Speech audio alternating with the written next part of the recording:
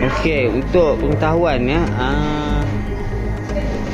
klinik Kementerian Kesihatan ya, si Rampai, tengok dia bagi kita tu bahasa Cina pula report kad ni untuk perubatan. Dia suruh mana kita nak baca, sehingga kan benda-benda isu-isu macam ni pun dah dipolitikkan ya, nampak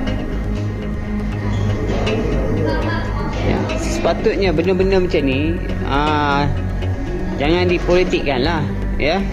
Saya ini isu rakyat, orang nak politik kau punya pasal, tapi jangan melibatkan Kementerian Kesihatan ni politikkan isu-isu macam ni ya. Ini saya viralkan terus ni. Atas sebab apa ni you hantar gambar-gambar macam ni ya, kenapa bukan rasmi? Sepatutnya benda ni isu government ni dia isu rasmi. Jadi pihak KKM ni ambil option ya, Kementerian Kesihatan ya, kena ambil tindakan ya. Jangan jadi barua-barua ya. Jangan jadi barua-barua politik untuk mainkan isu-isu politik di sini ya. You tulis sini sakit, tapi kita tak tahu apa benda, apa isu dia ni.